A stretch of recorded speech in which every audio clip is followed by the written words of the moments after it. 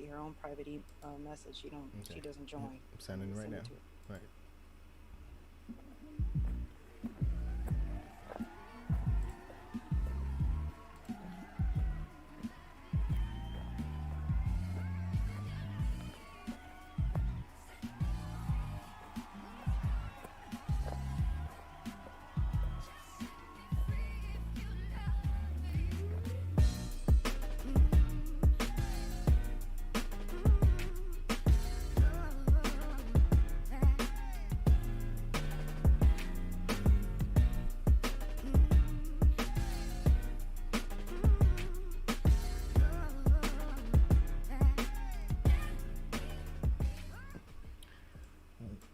What's going on, my people, my people? How are y'all doing today? Welcome to another episode of Through a Culture Lens. I'm your host, Michael Williams, and with me, as always, the intelligent, the incomparable, the person who Shark Week actually dedicates a week to her, Miss Amber Gray. What's going on, sis? Not much. Hang in there today. It's been a long day. I'm doing well. How are you doing? I'm doing good. I'm doing good. You know, looking at the news and looking at these people not being able to behave themselves out here in these streets. I understand everybody. You know, one thing: be safe. You know, Right. continue wearing your mask until we know what's going on. You know, Mm-hmm. and just I know you've been locked up. At least you should have learned how to act. You know, so just get that. That's really I don't even talk about the weather. Typically, we go to the weather. I just want people to be safe out in these streets. People are. I mean, normally in DC specifically, you have a little uptick in a little crime, right? Mm-hmm, mm-hmm. Spring, summer, because like people stir crazy from being in the house.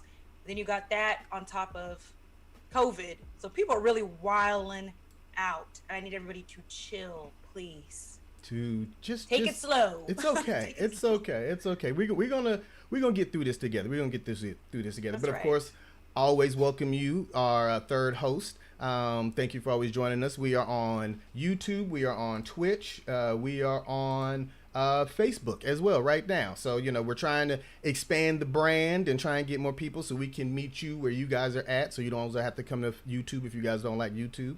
But you know, thank you for joining us here wherever you are. And of course, Wherever you are. you know, come to the chat. Of course, say hellos and you know, throw your city in the chat. You know, throw HBCUs. You know, your favorite team. Even though the Knicks they disappointed me last night. So and I still say that you put the curse on them.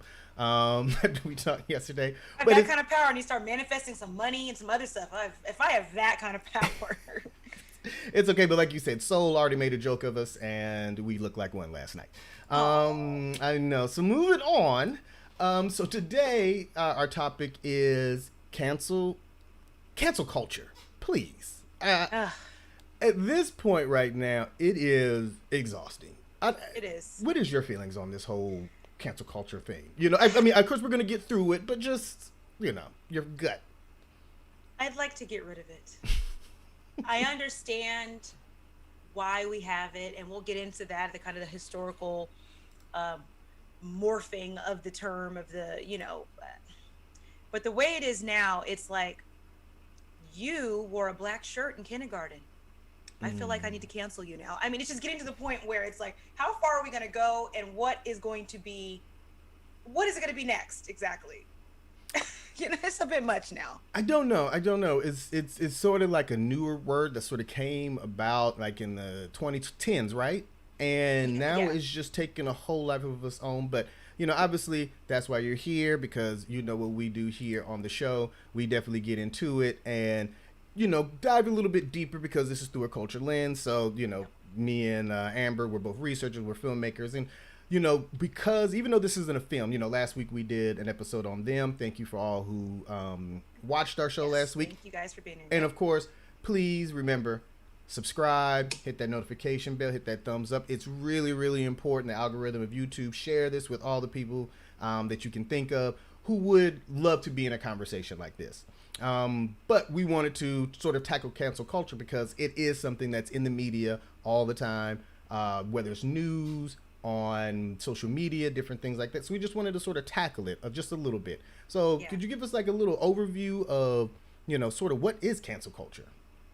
So cancel culture is cancel culture is one of those things where the culture is kind of taken over, and mainly this is Black culture, to be quite honest with you. We kind of come up with these little cool little phrases that kind of take off like wildflower fire and then kind of morph into other things. But cancel culture is basically an attempt to hold people of power, organizations of power accountable for some sort of wrongdoing or some sort of insensitivity. So it's like, for instance, so cancel culture and some of the Vox kind of historical framework that they kind of went back started with actually like New Jack City, in their opinion, because I think Nino Brown told somebody he was canceled, right? So like we always take in, that's just kind of part of hip hop and Black culture. We'll take, you know, specific words or meanings and flip them into something a little cooler. So well, Nile Rodgers was one person from '81. He had a song called "Your Love Is Canceled." So that was one kind of first inkling of hearing the word canceled in regards to a person or a thing, to a noun, essentially. And then that morphed into New Jack City. But the current day cancel culture that we're inundated with hearing about on every news channel, on every social media platform, was something that kind of started with, believe it or not, Black in conjunction, Black Twitter and Love and Hip Hop New York. So Love and Hip Hop New York, there was a character, I don't remember his name, I don't watch that show, but he essentially told some woman in like 2014, I want to say, you're canceled. You're finished, you're canceled. So he used that in a way that like Nino Brown used it in the 90s and Niles Rodgers used it in a song in the 80s. And then Twitter kind of took that over and kind of, I don't want to say co-opted it just kind of morphed into the culture because it was part of the culture anyway. So morphed into Black Twitter specifically, you know, finding these, because if you think about it, social media is kind of the great neutralizer specifically for like people of color. We haven't really had any platform where we could tell a politician or, you know, an actor or just some sort of political figure or public figure that what they said was wrong, what they said was offensive and it's harmful, or what legislation you've passed is harmful to this community. We've just kind of had to take whatever's given to us and just kind of shut up about it. But social media has allowed us to say, I can actually tweet, you know, this senator in Georgia or this senator in Arizona or California and tell them that that particular law, that particular, you know, whatever it might be, that you know, conversation they had on the Senate floor or whatever was offensive. And I can tweet you and I can tell everybody that this senator is a racist or this senator is a misogynist or this senator is sexist, whatever it might be. So it gave us that kind of like, it took away that middleman of us just kind of speaking with our family about how terrible this politician was or this actor was. Now we can go straight to the source and say, you're problematic and that needs to be addressed. Yeah, and there was plenty of articles out there that talk about this. You know, Vox has some, Insider has some, but then wasn't a woman? I think Lisa, what's her name? Nakamura. Her name is Lisa Nakamura. She's a professor at University of Michigan. So she's like a digital media professor, which is actually like what I got my master's in. So she studies race, gender, and sexuality. And she told the New York Times. She said that in 2018, the cancellation was a cultural boycott of certain celebrities, brands, companies, or concepts. So even then, she was seeing the trend of us kind of saying, hey, Papa John's, hey, you know, and this is not even necessarily just specifically the company. If the CEO or the CFO is, you know, backing some problematic person or has some sort of ties to an organization that's problematic, then people are like, well, that CEO who's tied to Papa John's or whatever company, we're not going to support your company at all. Just because you might be a figure or work at this company doesn't matter. We're not supporting you or the company. So that's kind of where, you know, the cancel culture started, which I think came from a novel place because it all came from accountability.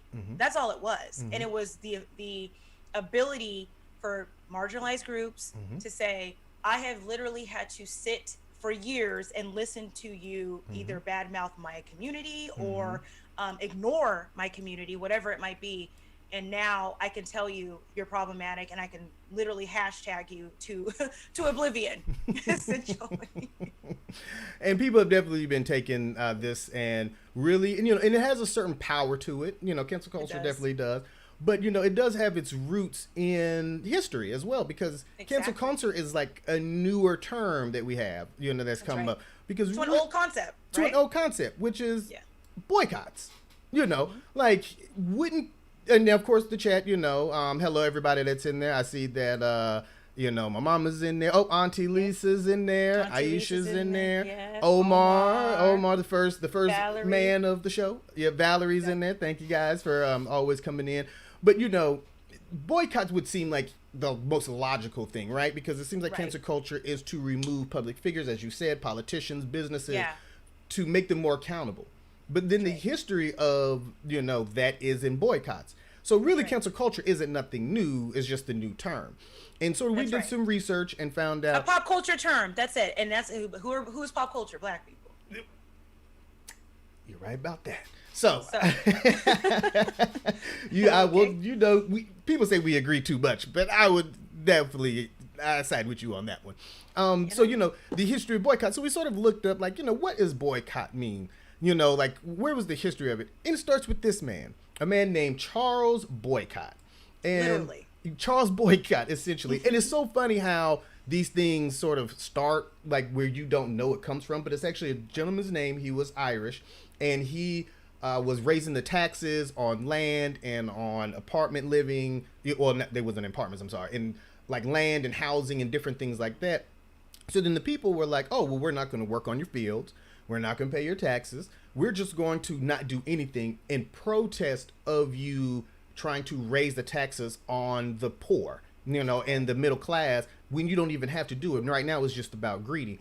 And there was actually an Irish parliamentarian named Charles Stewart Purnell who says this: when a man takes a farm from which another has been evicted, you must shun him on the roadside when you meet him. You must shun him on the streets of the town. You must shun him in the shop. You must shun him on the fair green and in the marketplace and even in the place of worship. By leaving him alone, by putting him in a moral coventry, by isolating him from the rest of the country as if he were the leper of old, you must show him your detestation of the crime he committed. Now, that is savage. That is so savage. And this actually came about in the 1880s, if I'm not mistaken, is whenever this sort of first came about, correct? That's right. Mm-hmm. So that's sort of where boycott kind of came from, is from a man who was acting inappropriate, and people took it upon themselves and they literally shunned him in every spot that he can come in. So to think that boycott came from Irishman's name, and now is a verb, when we first found out about this, what did that make you think of? What did that make you feel? Well, it just made me think that it's part of human nature to have a grassroots kind of effort for fairness. And for some reason, we're in a space now where that is getting lost. It's because people are so afraid of losing whatever little stronghold of power that they have, that just kind of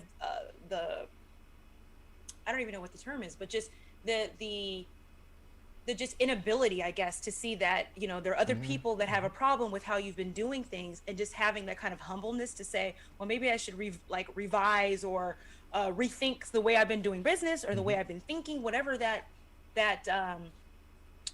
negative might be. I just feel like we're in this place where it's we are not interested in any sort of grassroots organizing to make something better, because I'm not sure why you're complaining. We're in this weird space. In 1880, we're talking about, industrial revolution almost. We're talking about all these things that are about to occur. So you needed these grassroots organizations to kind of push along progress. But we're in this weird decade where nobody wants to progress or something. It's groups don't want progression. They want to keep it as it is. And if you have any sort of idea that's outside of this box, we are going to make sure that, we just don't want to hear you, basically. And so, and essentially what this Charles Purnell, with him talking about shunning is essentially, you don't want to do business with this person anymore. You want to basically ostracize them. But really the most important thing is sort of the economics of it. That's right. Of you not going to a shop, you not paying his taxes, you not doing his other things. And of course, there's a history of protests, and boycotts that have happened that have definitely benefited, the well-being of so many people out there, And that's what they're for. Right. I mean, just pushing things forward. That's it. Right, and we even have some notable ones, right here. Which now this is the list that we definitely love to put in there. And of course, if you guys can Please think tell of some, us. Yeah. please tell us some more. But like one of the ones that whenever me and Amber was first talking about this show was Tommy Hilfiger. I remember, which I can never find the audio of it. No one ever can. That's why I'm like, is it urban legend or what? But we canceled him. We canceled when Tommy Hilfiger said in the late '90s, apparently on Oprah, which nobody can find, that Tommy Hilfiger said that his clothes. I don't know if it was on Oprah or maybe an article, but I just remember he said his clothes weren't made for black people because we were buying them joints off the shelves. I remember going to high school, and then if people had if you had the little duck on, you know what I'm saying, then that was like a generic Tommy Hill. You know what I'm saying? It was either Tommy Hill or it was like Nautica. But even Nautica couldn't touch Tommy Hill. Like Tommy Hill was the thing. That's when Tommy Hill was definitely the thing. When you was wearing your collared shirts, you would have the Birkenstock. You would have like the Eastlands. I'm sorry, the Eastland shoes. That color block. Yeah, that color block was just like so fresh to us. So to hear that, it's like you're getting. Well, mainly it was young kids. I mean, we were like teenagers, preteens. So it was like preteens up to teenagers and young adults. Like, that's where you think you'd want to actually focus. It's like, we're the one that's spending all this like money. We don't have bills, so we're spending money on clothes. That's all we're spending money on. You'd think you'd want to actually have us as your customer base. But the rumor was, he said he didn't want us as his customer base. And that message was like the game of telephone, because clearly we didn't have cell phones like that, or the internet. So or anything. Yeah, from east to west coast, we all seemed to got the same message. We're like, okay, we're not fooling with you. Bye. We're not gonna even buy your stuff. And really, you see with the outlets occasionally, if you go to certain outlets, you might see Tommy Hilfiger, but really, his cachet dropped pretty quickly, in my opinion. I don't know. What do you think? I mean, my man has like the littlest corner in Macy's now. That thing is not even substantial. I remember it used to be like in the middle, you know what I'm saying, next to the cologne, and it used to take up like maybe a whole aisle. Now that joint is like so small. Now Polo has taken over. Polo ain't never gonna say black folks can't wear their clothes. Oh, Polo. They better not. Ralph Lauren knew to be quiet when he saw his compadre, because they were kind of on the same level at one point. Like, Polo was still a little bit of that rich boater white person outfit around. Like, we were starting to get into Polo in the mid '90s, but we were definitely like, okay, we hopping over to Polo now. Right, exactly. See you. Yep, and he haven't hopped off. And he took that economics, But then, of course, moving on, because that was like in our era, so that's why we kind of went into the Tommy Hilfiger. But we also have the Papa Johns, Yep. with Papa John, actually the John of Papa. Yes, he said something crazy. I don't even actually know what he said, but it was crazy, and we were like, no. And that's when y'all saw Shaq in the commercials about a year later. And and it's so funny because like I don't even really mess with Papa John's all that much. It's good. And I don't eat pizza like that, but it's good. That butter, that little garlic butter dip, that was my joint though. But yeah, he was like, oh, we ain't messing with him. Chick-fil-A for a minute. Now that was more of the LGBTQ, because that's whenever we already know that they're a very religious backed organization. That's why they're not open on Sundays. But of course, their opposition to I don't even want to get the law right. I think it was like Prop 19 or whatever one that allowed homosexuals to be able to get marriages. Yes, exactly. Yeah. And they were against that, so then people started showing up with signs and kissing and all this other stuff. That's right. And that took a little bit of a hit, but then they apologized and they were able to, I think, sort of recover from that, right? Yeah. And I forgot to mention too, around that same time was Hobby Lobby. They were kind of the same kind of problem with the LGBTQ community, where they had either they backed organizations that were against, or it was something along those lines. So people kind of were like, well, don't go there too. And that was around the same time as Chick-fil-A too, about 6 years ago or so, I think. I think you're right. Yeah. Chrissy Teigen right now. My girl can't sell a book or a pan right now to save her life. Matter of fact, she needs to lay low. She does. John Legend can't sing her out of his this. way out of this. Can't sing. You and I. That's all it's going to be is you and I. Yeah, Chrissy. that's it. Because right now, she just got found out that she was a bully. She thought she was being cute and being a mean girl, and all them old tweets came back up, and right now she's pretty much about to get canceled. Yeah. The next one is the one that me and you really kind of talked about, and that's Chrisette Michele. This one bothers me the most. This one bothers me the most because we're not talking about somebody who is harming anybody in particular. They're not saying anything that's harmful. They're not doing anything that's harmful. They took a job. singing during inauguration for 45, and that turned off the entire Black community. And I just think that that's not right, especially because of how long it took us to cancel the R. Kellys of the world, as you see on the list. So I do think that Black women get canceled very quickly, and she was canceled. And if you go back and read some of her stuff that she's written and some stuff that she's talked about, like, it was like suicidal because of, how this affected her. And it was really, to me, unfortunate. Yeah, it was bad. I mean, I do remember that Spike Lee and some other people tried to raise money for them to pay her what the Trump administration was going to pay her for inauguration, or taxpayers rather, what we were going to pay her out of tax dollars to have her sing there. But I think, as a professional, as a singer, why would you turn away that opportunity? But of course, I know the people in there who watch MSNBC all day is like, she shouldn't have did it. I'm done with it. And I think you have a good point as far as like her being, a Black woman, and that she just took a job, and she's off the face of the earth. She was one of the most popular, very extremely talented singer, talented person, songwriter. But right now it's like, I think my girl's got to go to gospel. I think that's the only way she got the time. Or state fairs or something. I don't know. I'm not trying to be messed up, but that's kind of where it's going.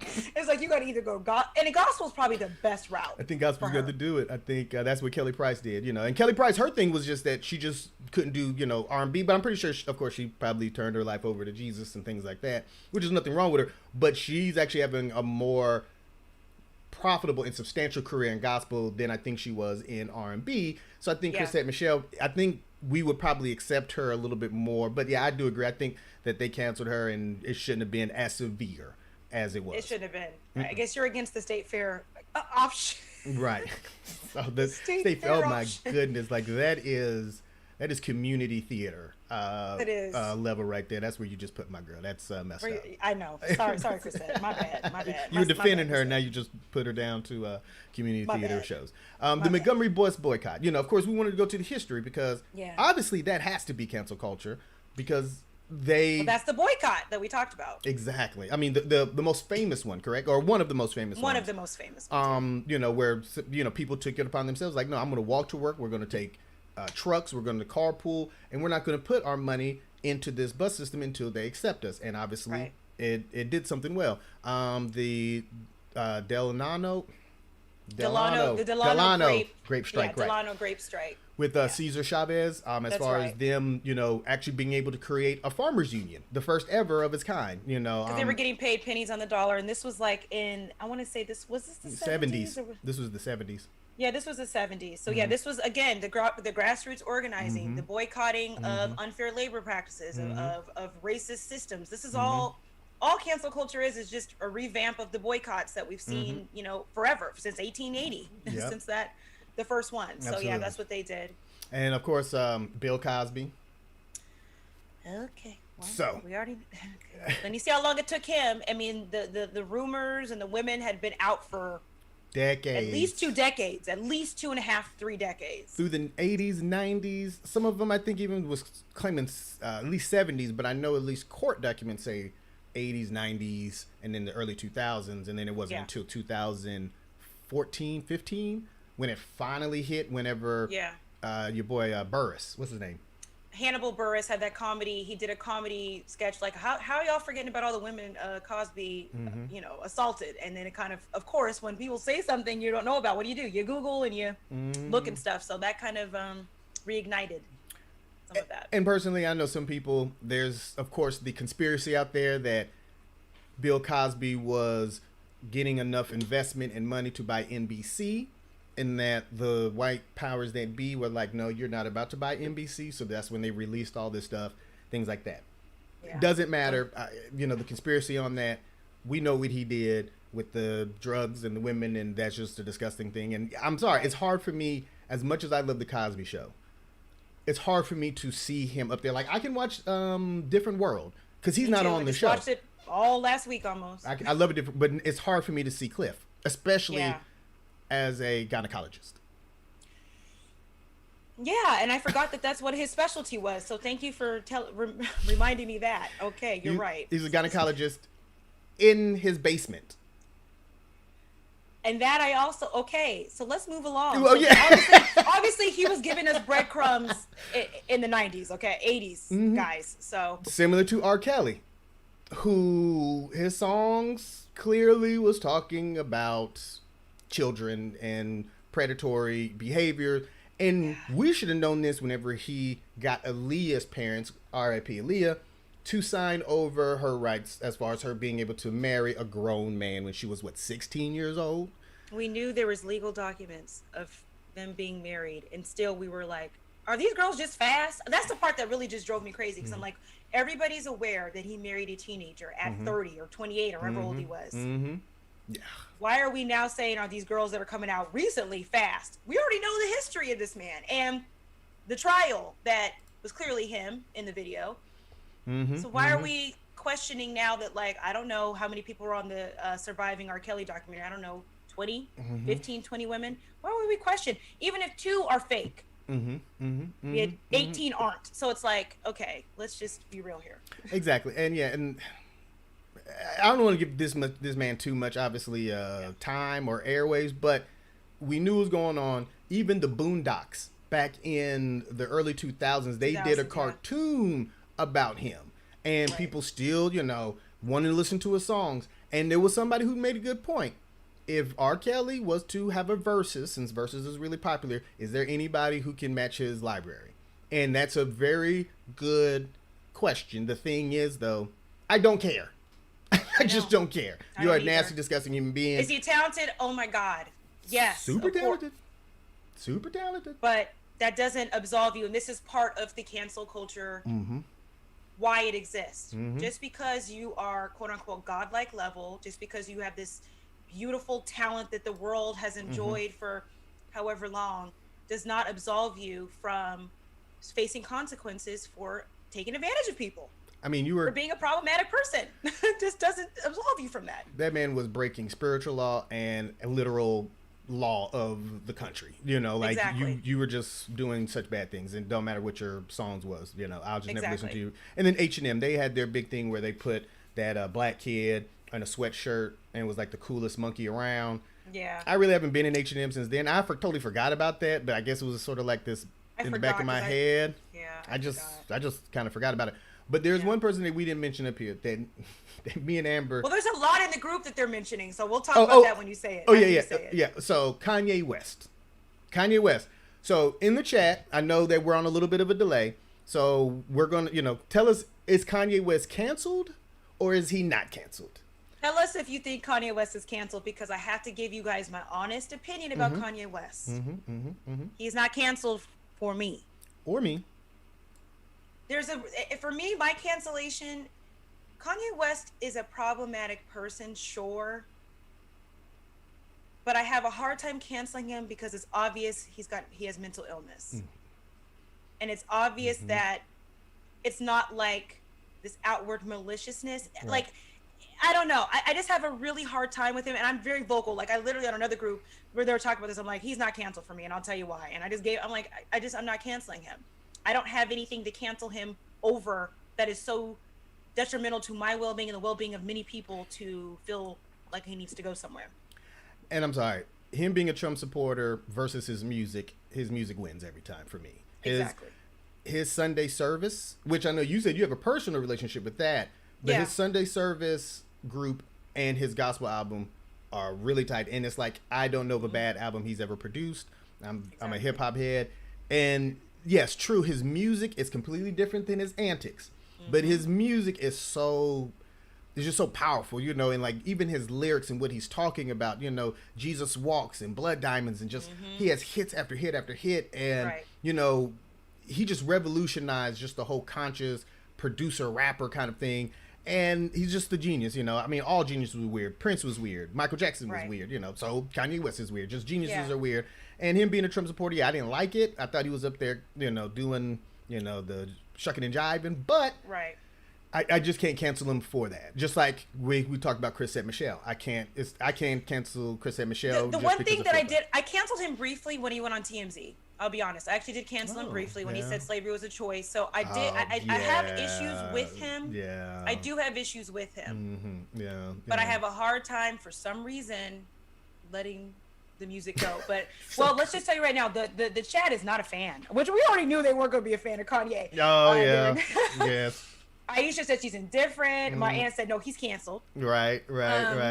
Okay, I see the chat is kind of blowing up. What's going on? Yeah, okay, here? Kevin Spacey. Yep. So we got him out of here. But those are the kind of people that I'm talking about. It's like once we get down to the, we're running out of time already. But it's like once we get down to the nitty gritty of this conversation, which we're thinking about doing 2 parts because there's so much to talk about. So much to talk about. It's this kind of like idea that you have to be perfect, and that's what I don't like about this. It's like we need to give people the opportunity to grow and change, and that's why I find this whole current movement to be problematic because it's like. You did something when you were 10, you're done. It's like, okay, can I not be a different person at 30? I was 10. It's like we have to, there's levels to it. Like we're talking about an R. Kelly who is literally like a predator versus a Chrisette Michele who wanted to sing at an inauguration of somebody that we're not collectively a fan of. How are they even on the same level? And this is where this whole politics behind the cancel culture is frustrating. It's like we're canceling somebody for a choice you just don't like, and then we're taking 30 years to cancel somebody who has been problematic and harming children. I'm just not getting oh, you read it. No, you read it. And Kevin Spacey, he's been doing that for years too. Kevin Spacey, yep. Kevin Spacey's been doing it. So Aunt Lisa says, Monique, we just literally talked about her before we got on here. As I said, I'm abstaining from even getting into that conversation of why Aunt Lisa canceled her.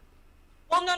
Don't forget, Monique. We were kind of annoyed with Monique over the Netflix thing. Remember? So she's been annoying to Black people for a year. Because remember, she tried to get that Netflix deal. Okay. A comedy special. I don't know, maybe 2020, 2019. Right. And they offered her something that was lowball. Right. And so she came back saying every Black person needs to cancel Netflix. And we was like, no, we're not, because we're in a pandemic. We're not canceling Netflix. So. Yeah, so I think it started kind of there. Okay. With us kind of not really, because she literally was coming on TV or on her lives every week saying Black people not to get, kind of shaming Black people for not canceling Netflix because of whatever payday she didn't get. Right. And kind of claiming like, why are they giving Wanda Sykes? Why are they giving Kevin Hart? I've been around longer, or whatever her gripe was, which I understood, and I understand her plight because she has been around a long time. However, to keep kind of berating Black people about canceling Netflix, and we're like, this isn't the hill to die on. That's like my phrase today. This isn't a hill to die on. I understand your feeling. Create your own special like a lot of other comedians do somewhere else. And the thing is though, Monique, really, she kind of did herself wrong whenever she won for Precious. That's actually where that's right. So actually, that's where it got to start. Where it started. And so her playing Precious, she won Best Supporting Actress, but Hollywood blackballed her because of how she was not sort of doing the whole, interviews press and things junket. like that, press junket stuff like that. So then Hollywood canceled her before anybody else. So then I think because Monique just doesn't have that cachet anymore because we haven't seen her around. Wanda Sykes, she's been working. We saw her on Blackish, so they got a new show now. Yeah, exactly. The Upshaws. So so Monique complained about that, and then now this most recent thing about bonnets and stuff like that. Like I said, I ain't mentioning none of that. That's a Black woman thing that I'm just not going to do. I think it's a combination of what you said. It was like her kind of saying, I need this. Remember, she kept coming on, I need Tyler Perry to apologize to me. I need Oprah to apologize. I need all these people to apologize to me. And then she went on the rampage about Netflix. And I think we all were kind of like, okay, we just look like we're just not here for this right now. But some of the other people, so I didn't know this. I think your mom, Diane. Yeah. Jennifer Holliday. She said she was canceled. I didn't know that. Jennifer Holliday was scheduled and canceled because of how her community felt about her performing. Because I know she's very theatrical and her mouth is going all over the place. Right. But I didn't realize that there was like a collective like, no thank you, Jennifer Holliday. I didn't know that. Okay. I didn't know that either. I did not know that either. I do see Kanye West is canceled for all these people here. Oh, my brother said Omarosa. Yeah, Omarosa. I mean, we were never really full of what Omarosa. Yeah, I don't think. Yeah, I think we wasn't even with Omarosa. She's trying to come back, right? Is she? I don't know. When I see her, there's a couple people I see, and I just like literally, it's like I don't have eyes anymore. Like I see her, and I see Candace Owens, and I see Tommy Lauren or whoever. I just literally like go blind. I don't even care. I don't care. Right, and then of course in the and the notables, just some of a list of, just want to show these companies up here for you guys to look at. These are the companies that have been mentioned about boycotting, through social media. So you have Amazon, Apple, Goya, which of course definitely. Goya was up there. Yeah, that's right. Goya got. I mean, I'm still, finishing up my Adobe right now. The seasoning that they got, so good. Yeah. I still got a big thing of it. I don't know if I'm going to go back, but we'll see because there's other brands. It's the brands, Honda. And we're mentioning Goya because they supported 45, right? Heavily, and the CEO kind of doubled down when people. And again, it's like, right. This has been my kind of tug of war, where it's like I understand the need to check people for supporting problematic figures, but I just it just you towing the line when you're trying to force people into your belief system, your ideologies. This is where I think a lot of us are exhausted. And the thing is, though, Goya is just not as good as Kanye West's music, so I'll never forget. Yeah, you can get adobo, whatever seasoning from like any place now. So you can't exactly. I do like Goya though, but yeah. And then Walmart, Honda and which I don't know. I didn't even know Nissan was in the conversation. I didn't know they were part of anything. I know Walmart has slavery ties. The family. Right. So I know there was some discussion about like not shopping there for a while, but I didn't know anything about Nissan or Honda or anything. Yeah. But then, as we kind of move this conversation along, what do you think has been the biggest influence for things being canceled? Like, what was like sort of, especially when social media came about, what was sort of that thing that really made accountability sort of matter? I think after. So Trayvon was murdered in 2014 or 2013? 2012. September. I think after we started getting this kind of influx of camera, of seeing things happening on camera, it might not be police brutality, but it could have been, I'm at a carry out and this clerk is calling me all kinds of names. I'm at a hotel and somebody's calling me all kinds of names. And, I think once we started seeing kind of more proof of things that we've been experiencing for a very long time, but without the camera footage.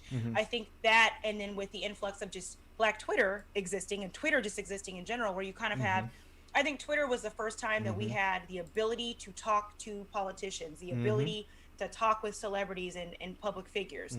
So you've got this kind of influx of just, footage being taken on camera phones of terrible things happening, murders, just whatever it might be, on top of having the ability to, speak your mind and call people out and call businesses out. I think probably the last almost 10 years now, I think that's kind of what it was, like in conjunction. It was like this influx of camera footage and then Twitter and Black Twitter specifically kind of elevating the conversation when it comes to accountability, specifically because of race relations and civil rights and that sort of thing. Yeah, Black Twitter is definitely one of those things that sort of allowed us to mobilize together in a space and have a conversation where it's not just a few hundred people protesting in the street, but it is a global movement of people really trying to get their words heard. And like now, these companies, these multi-billion-dollar companies, now they have to sort of play ball.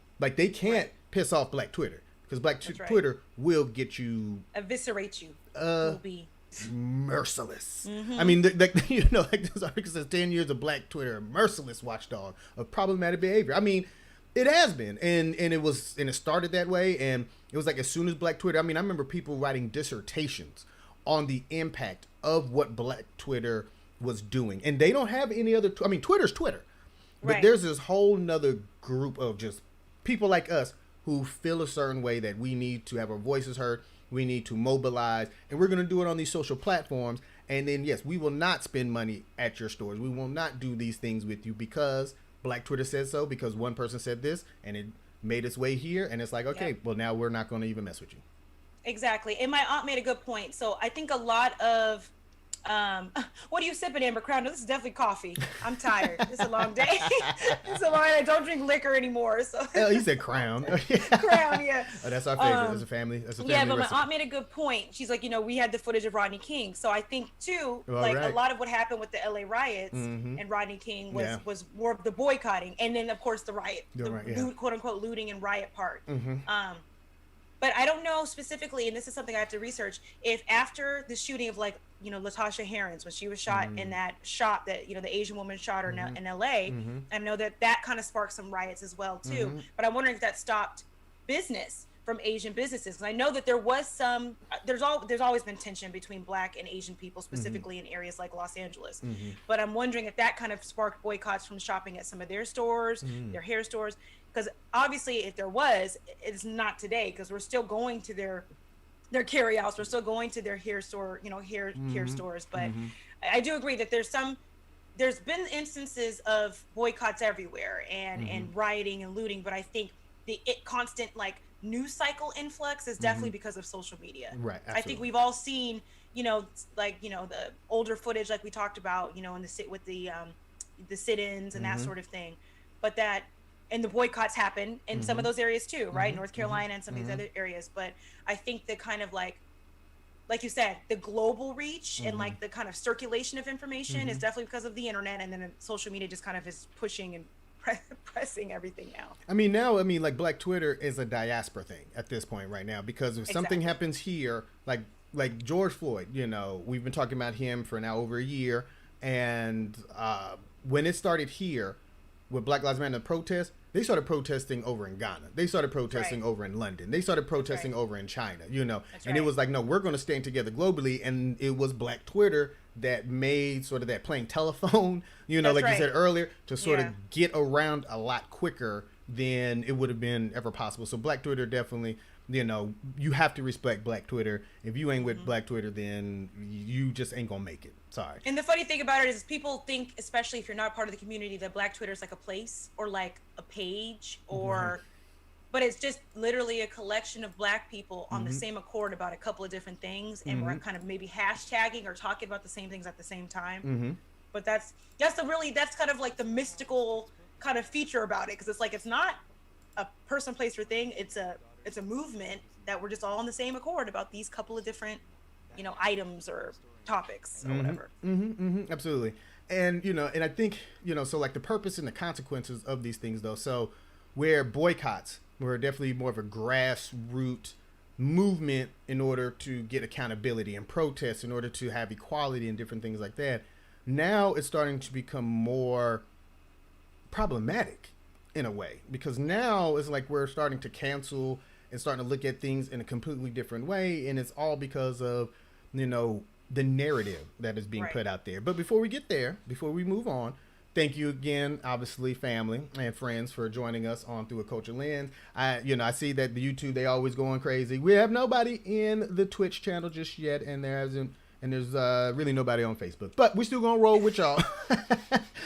we still getting our getting our feet wet into this new multi-streaming system. But obviously the third host, which you guys have been with us through the beginning, thank you. Please hit those thumbs up. Please subscribe. Please hit the notification bell. And please, while we're even live right now, you can go ahead and share this on your social network and have people come in and join us in this conversation. And I did want to get, my mama said that that Jennifer Holliday was going to perform at the inauguration, but then she canceled her performance there. Okay. So I think she said she was scheduled to be canceled, but then whenever she stepped away, okay, I got it.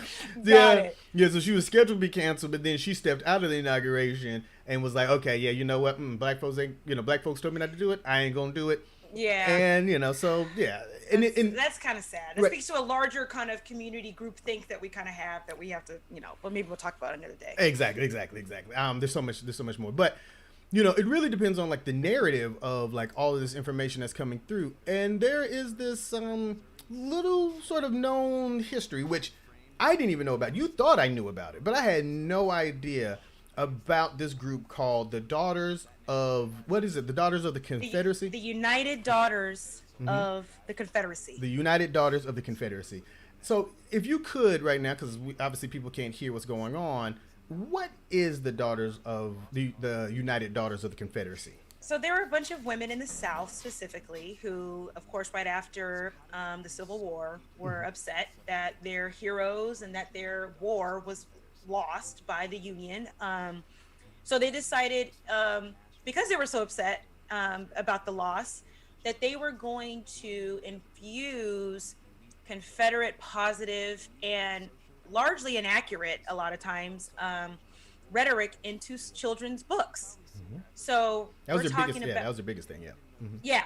So we're talking about literally rewriting history and teaching the misinformation to children in the South specifically. I know Georgia is one state. I can't give you all the states. Oh, yeah, but, Yeah, I'm not sure about all of the states, but yeah, it was of course like tied into racist views and tied into a complete revisionist history of what actually happened. And so if you think about it, you know, a lot of some of the things we're fighting today are because of just misinformation that probably has been kind of passed down for generations. Absolutely. Essentially. and sort of what was, So, yeah. you know, now I'm sorry, but you know, while people were looking on the screen, what we had up there is they were actually very much responsible for the monuments, these Confederate That's right. monuments that people have been talking about tearing down. You know, recently that have been canceling the last year. They've been canceling is that a lot of these Confederate generals, as you can see right here, that they were fundraising and putting up these monuments around cities and towns and, you know, things like that on state grounds to celebrate Confederate generals and Confederate heritage. And actually they said that in the 1920s, they erected a Confederate monument in Arlington National Park. You know, or cemetery. Right. I'm sorry, Arlington National Cemetery, with Woodrow Wilson being there, and it was to a whole big audience, which is kind of crazy because the Confederacy, by all measures, isn't the Confederacy treason? Isn't like they lost, right? They didn't win. They were going against what standards we are now. So then you're going to allow them to erect a monument of the enemy on the same grounds that Union soldiers died for. Like, that is crazy. And they put up statues everywhere.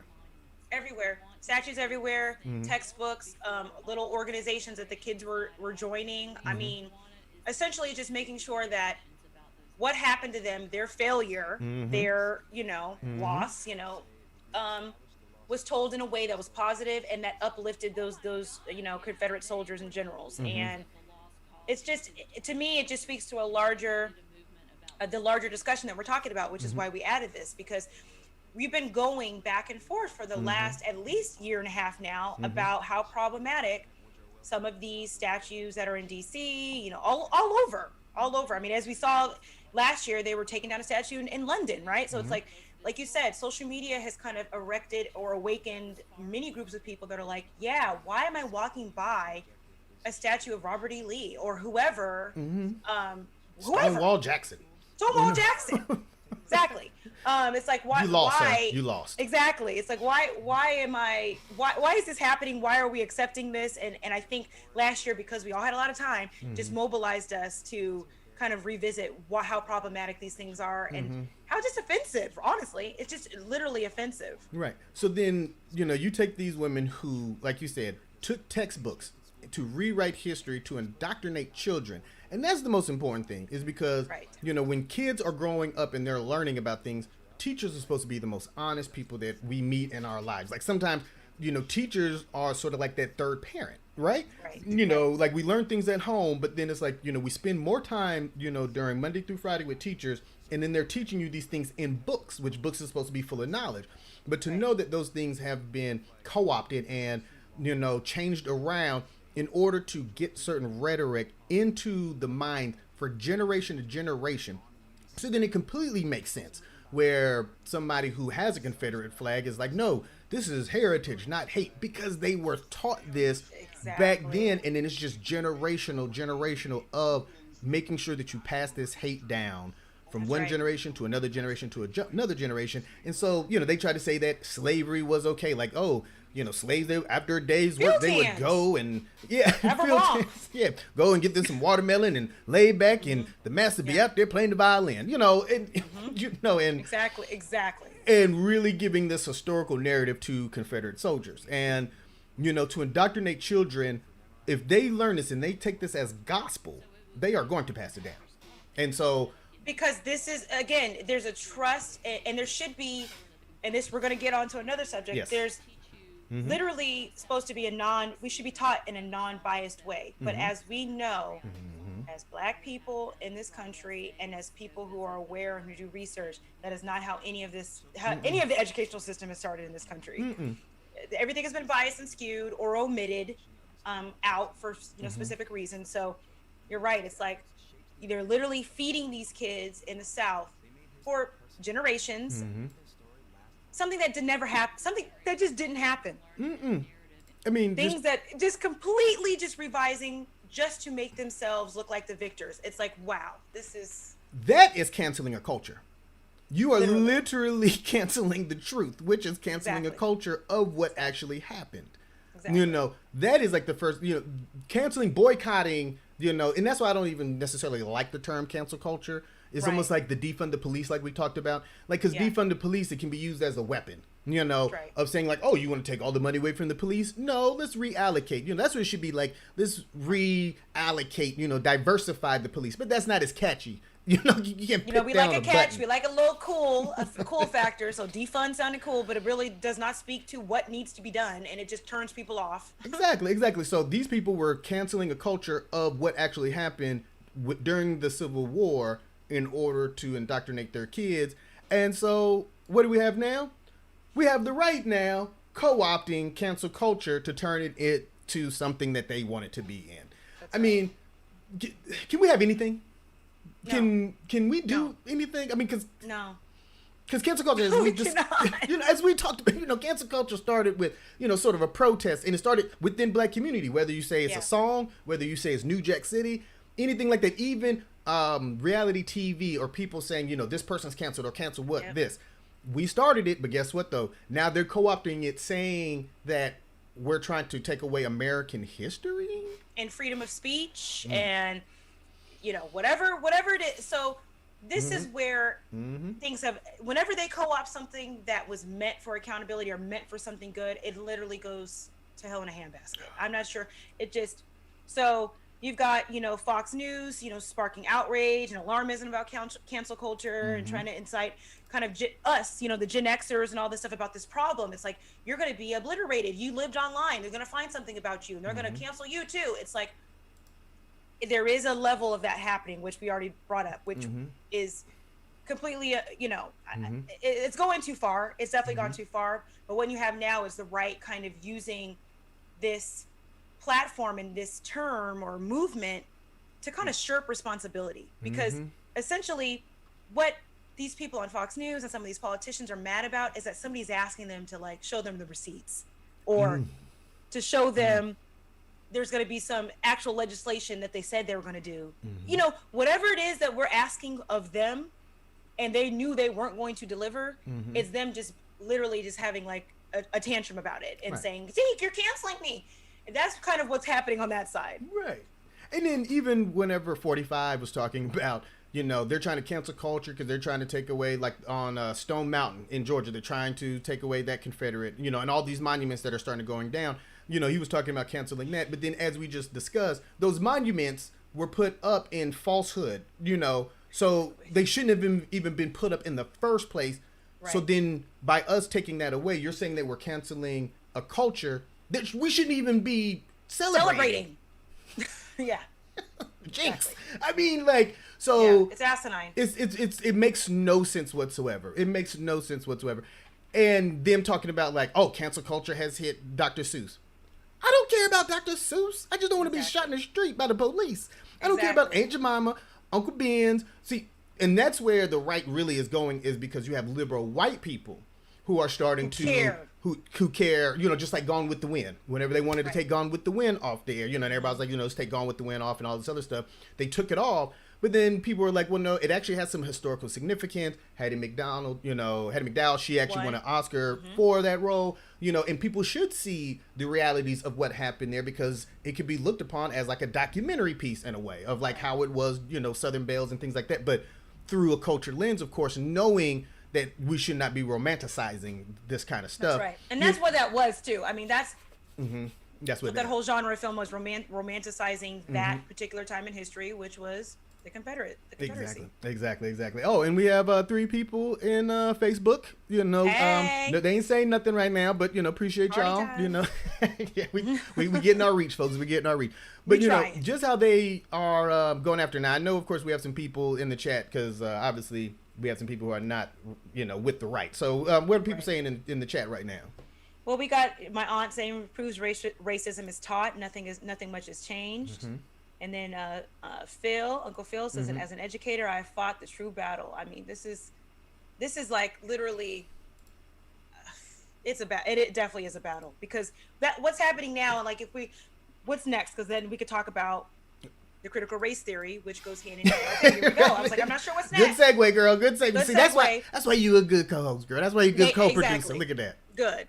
So part of why we brought up the whole United Daughters of the Confederacy and them co-opting history and reimagining it to their liking is now we have the right trying to cancel critical race theory being taught in schools, right? So critical race theory is one of those things that... Because you took it, right? I've taken it. I read the book 100 years ago, and it's essentially just showing the power dynamics of race in a Western culture.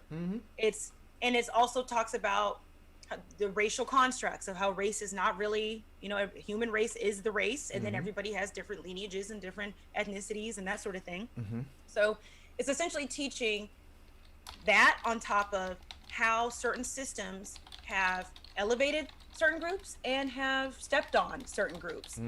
And this has been it's been in the news for at least 2 weeks, right? At least 2 weeks of Texas school system. And what was the other school system? Oklahoma, the whole state, because there was a teacher, a white Caucasian, teacher who was teaching the class, and she's on paid leave as far as like she's still a teacher, but they're not offering her class to students anymore. So they won't teach the fact that, as we've already known, there's a stratification of ethnicity, race, cultural caste system, whatever you want to call it. If anybody who's read a book, you can tell. Anybody who has opened their eyes and seen just the disparities of a predominantly Asian or Black community or Hispanic community juxtaposed to a Caucasian white community, European, descent community. Right. Complete drastic difference. Completely. So that alone should tell you that there's a system at play that has helped and elevated a certain group and has been detrimental to another in order to keep this group higher. So for some reason, just teaching children that is making white kids feel bad. I mean, what were some of the things you've heard? Makes white kids feel bad. It's making white people feel bad about themselves. Yeah, like that is making young white kids feel like that they are oppressors. And see, the thing is, though, the foundation of critical race theory came from that race is not a biological thing, that there's no black gene, there's no white gene, there's no Asian gene, but that race was a social construct in order to oppress people of color, especially African Americans or slaves rather, in order to have a power structure above them. And that's all it teaches. And so it's not necessarily saying, Tyler, you need to go over to Aisha and say you're sorry. It's not asking for that. It's just saying to know what happened in the past, how the system was built, so then moving forward, future generations will not be indoctrinated to think that there is a real racial difference, to where we can all look at each other as the human race as opposed to the Black, white, Asian, Latino race. And so now they want to take this out because it counters to, I guess, white supremacy and them holding all the cards, them holding all the wealth, and them not having really any accountability, especially in the school system, which the United Daughters of the Confederacy had already established. So critical race theory is just righting a wrong that we should all be in this conversation with. And For them, even Loudoun County, which is a county right up here in That's right. Northern That's Virginia. What I was, getting at. Yeah. There are two parents that are suing the school system because of them offering critical race theory and how it's making not only the daughter but then also the father feel like that they're being oppressors today. But once again, and of course, it all depends on who teaches it. Because I don't know, maybe there is, a liberal white person out there that's going to tell white people that they are devils. I don't know, but regardless, yeah, if they stick to the theory of it, it is not supposed to teach one person over the other. It's supposed to teach about the system of stratification that was built on race. Exactly, and one of the problems is the misinformation, right? It's the misinformation. It's the media literacy that people don't get who are watching certain CNN programs, and then of course Fox, right? So you've got a Republican that said, from Colorado, who says Democrats want to teach our children to hate each other. That don't make no sense. But and of course, these are the same places where they are also doing voting restrictions too. Exactly. So it's it's all hand in hand. Abortion laws, all that stuff. It's like I said, if on the right, if the pendulum is not swinging directly to them all the time, if it swings another direction, then it's some sort of reverse racism. It's some sort of you're trying to say I'm an oppressor. It's the accountability that I feel like they have no skill to attain. I'm just getting to that place where I'm just feeling as if there's the ones that do want to have some accountability get kicked out from the right, like what was her name that got kicked out for saying she wasn't for Trump, one of the Republicans a couple weeks ago. Liz McCain? Or no, not Elizabeth. Chat. You guys know who it is. Yeah, the blonde haired lady. Y'all know who it is. Uncles, aunties. Y'all be on it. Liz Cheney. Yeah, so it's like she just had a dissenting opinion from the right in regards to 45, and they were like, "Yeah, go. You can go ahead and go." So it's like you can't even have any sort of moderate thought process if you're on the right. It seems like it's kind of like all or nothing. White supremacists, white ideologies, and that's why I said to you earlier, because there's black people obviously that are Republicans. I don't think all of them have adopted white supremacy, but a lot of them have. A lot of black people have adopted white supremacy, which is why we saw a video earlier of a black man telling his daughter, I don't want you to be racist towards other people. So I don't want to teach you critical race theory. This is how baseline ridiculous people are getting their information from sources that are not even explaining the accuracy of what the theory is about and where it came from, who wrote it. I mean, we're not talking about, that's one thing the left is not talking about. Who can we step on to be higher than? That's not really the discussion that a lot of people on the left are having, but for some reason the right is holding on to that stance. Yeah, like that video, because I sent we haven't even seen it, but yeah, it was this young black dude, who's obviously a black conservative. He said that his daughter was watching something on Jim Crow, and that she wondered why is it that white kids could drink at a fountain but nobody else could, and he felt like it was too soon for him to talk to his daughter about this, so he wants to teach her that it's about the content of your character, not the color of your skin. And the thing is, though, and I don't want to talk bad about other parents because I'm a parent myself, but I do feel like that should be grounds for child abuse. Because wow. Because the thing is, though, you are putting, once again, blinders on this little girl. And then the thing is, though, when she goes to school, and then, she can go to school with whatever hair that she wants to, and she can be beautiful. But then if other people start teasing her because of that, and you didn't prepare her for that, then that's your fault. If she thinks that, and if you get pulled over by the police, and if you think that you can quote the First Amendment or, the right to search and seizure, to a cop, and you come aggressive, and you get shot, well, they wasn't looking at the content of your character, sir. They was looking at the color of your skin, and I just think that is unfortunate that it's very naive. Very naive for him to, not, to teach his daughter that. And once again, I am not one to, tell a parent, what they should or should not do with their children. Right.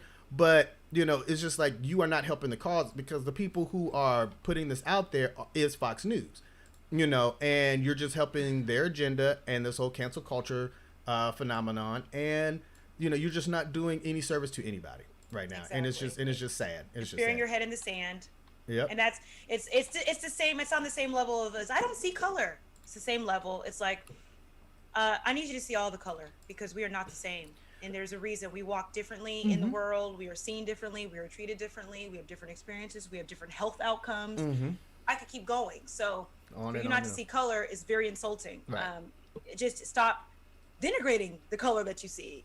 Like That's it. just accept the color that you see and stop trying to be this colorblind kind of. It's just counterproductive. It is, and and of course, guys, in closing, obviously we're trying to keep the show as short as possible. Hopefully, we're not going to go to an hour and a half tonight, but we just really wanted to sort of tackle this to once again give it another perspective through a culture lens of sort of how we're looking at it, how cancel culture is starting to become problematic because it's not having the same weight that it once did, and it was supposed to be about boycott and accountability, but now it has been turned into this whole battle cry for the far right, and I'm not going to say all Republicans are like that, I'm not going to say, just the right. I'm just going to say the extremists on the right who want to sort of keep this white supremacy thing up there and using it as a way of a battle cry to say they're trying to take away your heritage. They're trying to take away the teachings that you grew up. They're trying to take away the American way of life. The red, the big red, White white, House. blue. Yeah, red, white, and blue. Exactly. That's what they're trying to demean, and it has nothing to do with that at all. All it is just accountability that time is, like we've had enough. We've had enough. Yeah. You cannot treat us this way. You cannot talk to us this way. Exactly. And just because you make money and you have clothes doesn't mean that you can just sell us any kind of clothes. And of course, I wish everybody would stop eating Popeye's chicken because I think that's some old bull stuff. But that's what I think should be canceled. I get my. I'll never let that every go. month. Gotta have a Popeye's shout out. They're going up in in sales with the shout outs. I cannot. All right. So before we go, any last remarks? Anything in the chat you want to talk about?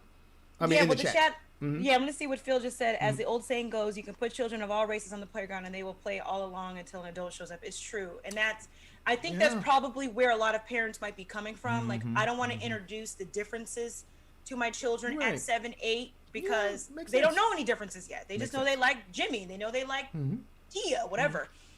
But that's burying your head in the sand. There's nothing, for some reason, I think white people specifically are very uncomfortable talking about race because they're afraid to say the wrong thing. And I get that because that's part of cancel culture too, where it's like the left kind of makes it sometimes impossible to have it. The extreme left to have conversations about race, about sexuality, about things that are touchy subjects, because they're afraid they're going to be obliterated and canceled off the face of the earth and not given the space and the opportunity to ask questions and to learn and to grow, which I get.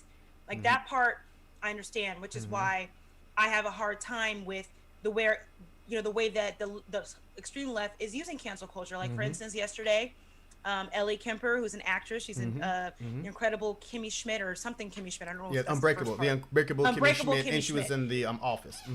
In the Office as well. So she was, I guess, a part of some sort of debutante ball thing in the Midwest that had some racist roots. But I think from the 70s, they actually kind of, I guess, I don't know what to say, absolved themselves, rewrote history, decided to have, their bylaws. I think they rewrote their bylaws and stuff, That's right. So before it was just an all-white organization that in the 70s changed to multicultural organization. And so in 1999, she was the princess queen or whatever of this particular organization. Well, that was drudged up somehow this week. And now they're calling her the KKK princess and these sort of things. Listen, it's like, I understand the need to right wrongs, which is why we're talking about this. I would wholeheartedly agree that we should not be,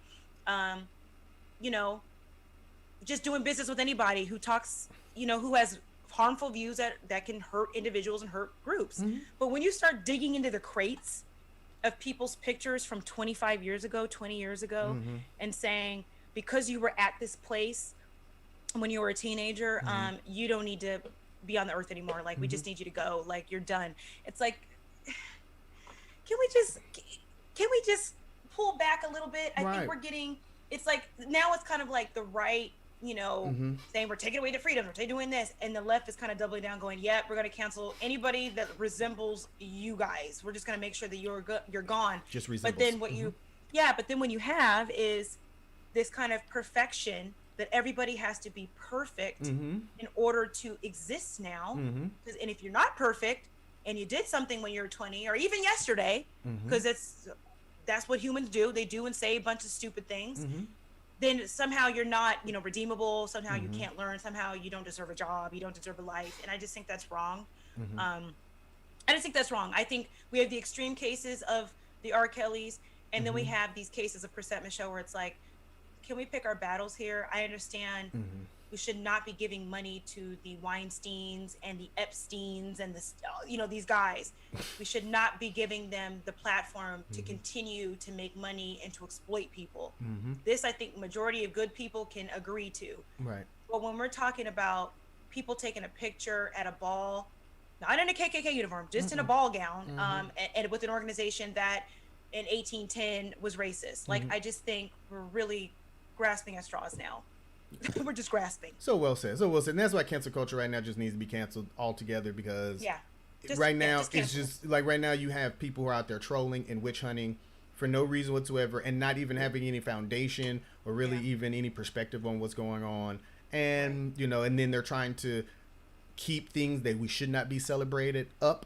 And, so right now it's just very confused. So right now cancel culture is not one thing. It's not what it was supposed to be, which was boycotts. Now it has morphed into a whole nother monster that now is sort of, destroying lives, taking away people's well-being, and then also indoctrinating people on misinformation. And so that's what I'm saying. Exactly, which is probably the worst thing. I mean, it's all bad, but the indoctrination, people think critical race theory is going to somehow create this group of minority children that hate white kids or hate white people. No, the indoctrination of misinformation, that is going to continue this that we have now. So if you want this to end, if you want the witch hunts to end, if you want the, calling out people in the park that are, calling the cops on black men on the phone, and then she gets canceled, and then the black man said, don't cancel. If you want all this, this whole hodgepodge of craziness to end, then you got to tell the truth. And you have to say, I did something wrong, I made a mistake, and own it, and get some, education on the subject, instead of just burying your head in the sand and saying, this is a witch hunt, a freedom of speech. Yeah. Own it. So well said. I can't even come back with nothing like that. So obviously, thank you guys always for joining us. And of course, next week we will be talking about something that you guys all love to talk about, which is Black love dynamics. You remember the first one that we did? I think it was like one of our most top shows that people watched last. But now this one, of course, is going to be a little bit different. We're not going to go into like the whole history of, black women and black men and, the devastation of the family. But, we're definitely going to talk about some things that are a little bit more recent. So please come back and join us for that. Anything else, Amber? Do you want to talk about this? If y'all don't click that bell and get notified when we're about to be on, so we don't have to email and text the aunties and uncles and the family, look, click that bell so y'all know. 6 o'clock. And that like, I only see 3 likes right now. I think, if you guys need to minimize the screen real quick on your phones, just minimize it. You can turn the chat off. So I know y'all like chatting, but what you have to do is you're going to have to actually hit the X on the chat and then hit the button, and then you can reopen the chat, and then you can be part of the conversation. It's just, once again, it just helps us, because the more likes we get, the more people that we can reach. And of course, right now, me and Amber, we're doing this because we love doing this, but we would like for this to be sort of a full-time job, to grow to where we can give more information on a higher platform and reach more people. So, just no, don't do that. Don't do it. With us ending? I don't know what Uncle P's talking about right now. And then Tristan, he says, I agree, you can't cancel everyone, but it's funny how nobody wants to cancel the idiots of our currency, but that's a different show. Oh, they don't want to cancel it. Oh, you're talking about like Lincoln and you're talking about the presidents. He's talking about the dead. Like Jefferson and all them Jefferson. I mean, and where's Tubman? I thought we were getting a bill. I mean, I've been hearing that for 5-6 years now. I got my $2 joint right there. Certified. Okay, is that real though? I can spend it. I'm not going to. Well, it's they replaced, who's on the $2 bill? I forgot who's on. Is it not Jackson? I can't. Anyway. I thought it was Jackson. I was gonna say Jackson. Yeah, now Jackson's on the 100, right? I don't recall. Or 20s. I'll be completely honest. I know we know he's on one of them. He's But on one of them. Either or though, obviously family, we love y'all. We love y'all. Thank you so much. This was just such a great show. As always, you guys always continue to show us support, and I don't know. I guess that's it, right? Anything else? I think we covered everything. Yeah, just if you guys have like show ideas, we have the season kind of mapped out, but we'd love always to hear from you guys. Show ideas, any other input, from this show that you'd like to see, or maybe we'll do a part 2. Always looking for input. So always looking for input. Write in the comments or write in the message section once this is a restream and you can watch it later. Yeah, let us know. Absolutely. Well, on that note, folks, thank you very much. In love, peace, and power.